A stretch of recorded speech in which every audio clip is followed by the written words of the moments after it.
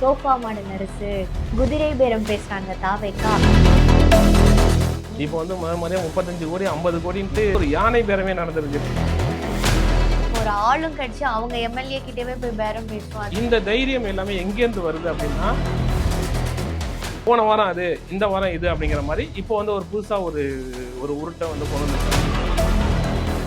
அனந்தஜித் அவர்கள் வந்து தாவேக்கால வந்து டிவி விவாதங்களை கலந்துக்கிற ஒரு செய்தி தொடர்பாளராக இருக்காரு. ஆனால் அனந்தஜித்துக்கு இன்னொரு முகமும் இருக்கு. திமுகவோட மிகப்பெரிய பிரச்சார பீரங்க அவர் வந்து இருக்காரு. அவர் தான் தமிழ்நாடு பாடநூல் கழக தலைவராக இருக்கார். ஒரு பதிப்பாளர் வந்து ஒரு மாநகர நூலக ஆணைக்குழுவோட தலைவராக இருக்கார். இது வந்து அவர் நியமிக்கப்பட்ட போதே பல்வேறு தளங்களையும் எதிர்ப்பு வந்துச்சு. ஆனாலும் திமுக அரசு வந்து அதை கண்டுக்கவே இல்லை. எடப்பாடி பழனிசாமி பொறுத்த வரைக்கும் தான் முதல்வரானா போதும், ரெண்டாவது உதயநிதி துணை முதல்வரானாலும் சரி, எதிர்கட்சி தலைவரானாலும் எப்படியா இருந்தாலும் அவர் வந்து ஆக்டிவான ஒரு அரசியல்வாதியாக இருக்கப்படுகிறார்.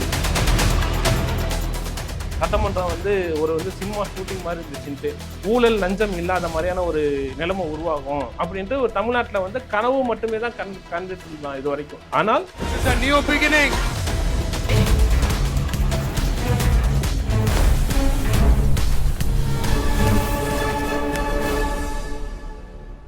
வெற்றி சேனல் நேயர்களுக்கு வணக்கம்.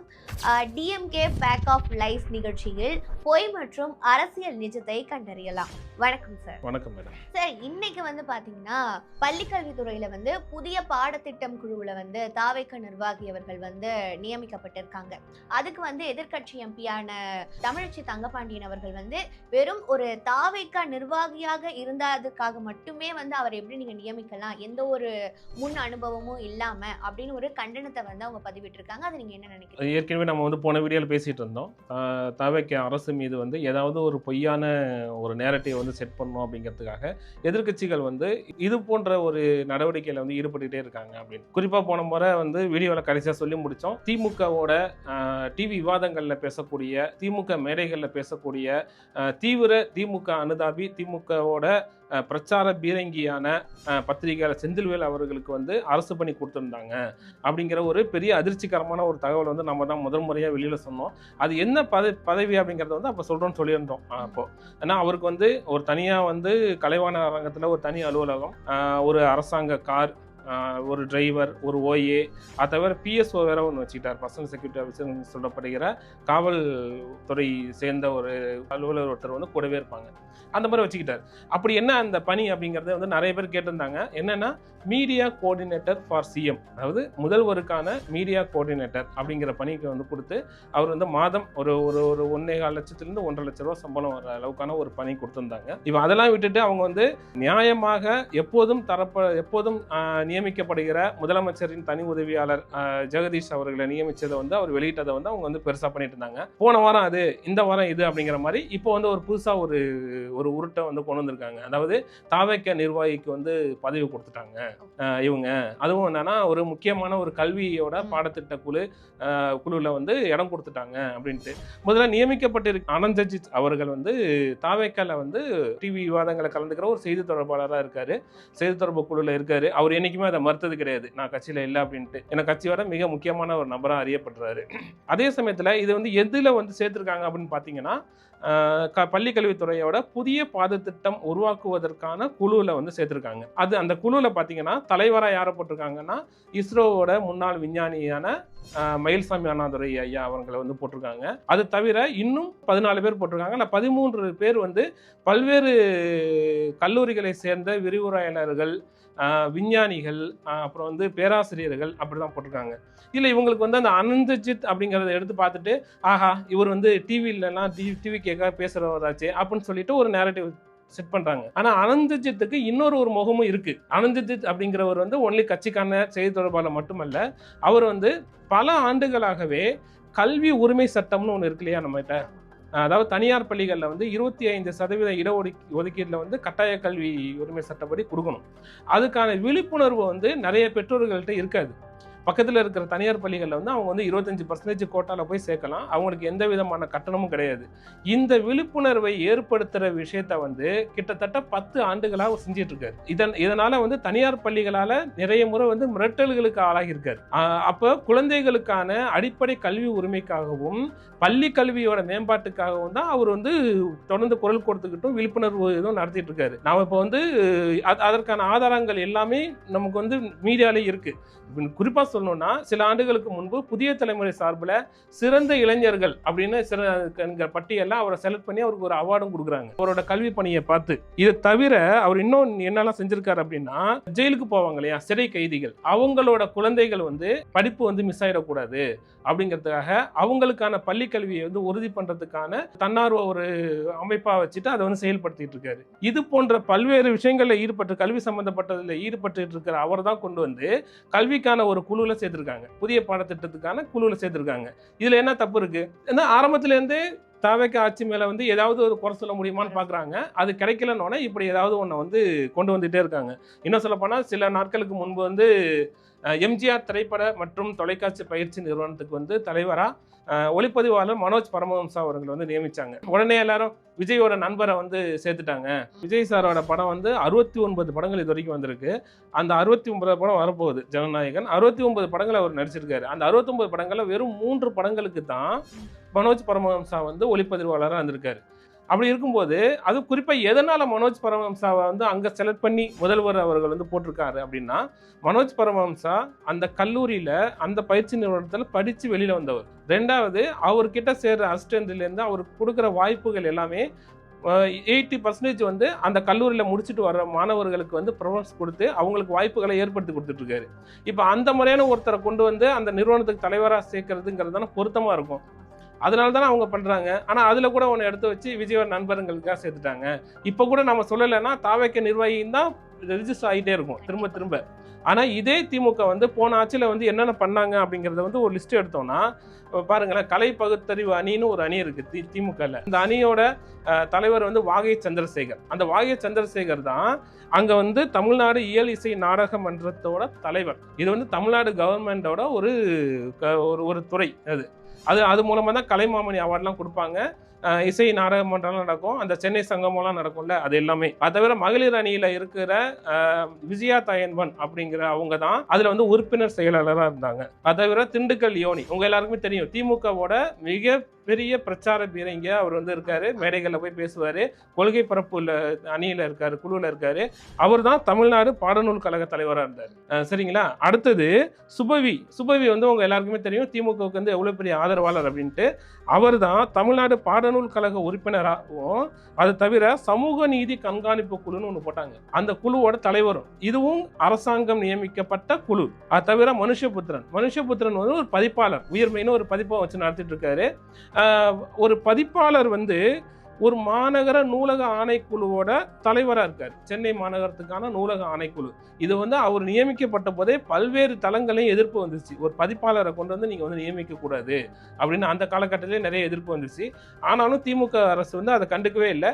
திரும்பவும் மனுஷபுத்திரன் தான் அந்த பதவியில இருந்தாரு. அது தவிர அவர் வந்து சமூக நீதி கண்காணிப்பு குழுவோட உறுப்பினராகவும் இருந்தார். இப்போ இவங்க எல்லாரும் அந்தந்த இதுல என்ன வந்து பண்ணிருக்காங்கிறத நீங்க பாக்குறீங்க. இப்போ வாகை சந்திரசேகராவது நாடக இதுல இருந்திருக்காரு, பண்ணிருக்காரு. மற்றவங்களோட இருக்கிறவங்களோட பின்னணி நீங்க எடுத்து பாத்தீங்கன்னா அவர்கள் வந்து திமுக ஆதரவாளர் அப்படிங்கிற ஒரு காரணத்துக்காக தான் அவங்களுக்கு வந்து அந்த குழுக்கள் எல்லாம் இடம் கொடுக்கப்பட்டுச்சு. இப்போ இதெல்லாம் நம்ம எடுத்து பேசுறதுக்கு வந்து தாவேக வந்து யாரும் இல்லைங்கிறதுனால அவங்க வந்து ஈஸியா ஒரு நேரட்டிவ் செட் பண்ணி வச்சிடறாங்க. திமுக தாவேக வந்து அவங்களோட ஆதரவாளர்களுக்கும் அவங்களோட பிரமுகர்களுக்கும் பதவி கொடுக்குறாங்க அப்படின்ட்டு. சார், இவ்வளோ நாளா வந்து சோஃபா மாடல் அரசு, குதிரை பேரம் பேசுறாங்க தாவேகா அப்படின்னு நிறைய குற்றச்சாட்டை வச்சிருந்தாங்க. ஆனா இன்னைக்கு பாத்தீங்கன்னா ஆளுங்கட்சியை வந்து கவுக்கிறதுக்காக அவங்க வந்து ஒரு குதிரை பேரம் பேசியிருக்காங்க. அதை எப்படி பாக்குறீங்க?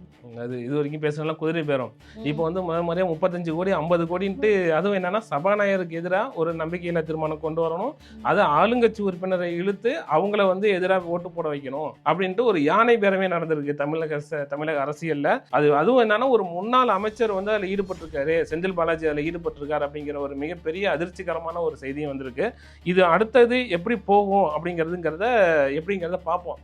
எங்க வந்து திமுக வந்து நேற்று கூட சீர்திருத்தத்துக்கான அதுக்கான ஒரு மறுசீரமைப்பு குழு அப்படிலாம் கூட வச்சுருக்காங்க.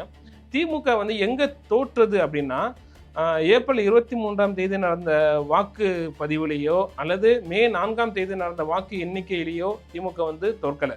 ஏன்னா திமுகவுக்கு வந்து முக்கியமாக முத்தமிழறிஞர் கலைஞர் அவர்கள் வந்து தலைவராக இருந்த வரைக்கும் அவருக்கு திமுகவுக்கு தோல்வி வெற்றி அப்படிங்கிறது வந்து ரெண்டையுமே சரிசமமாக தான் பார்ப்பாரு. ஏன்னா படுதோல்வி அடைஞ்சப்போ கூட அறிவாலயத்தில் வந்து உட்காந்து ரொம்ப ரிலாக்ஸ்டாக அவர் பேசிட்டு தான் போவார். அது அரசியல் வாழ்க்கையில் வெற்றி தோல்விங்கிற சகஜயா அப்படின்னு சொல்லிட்டு தோல்வி அடைஞ்சால் தான் இன்னும் வேகமாக அவர் வந்து செயல்படுவார்.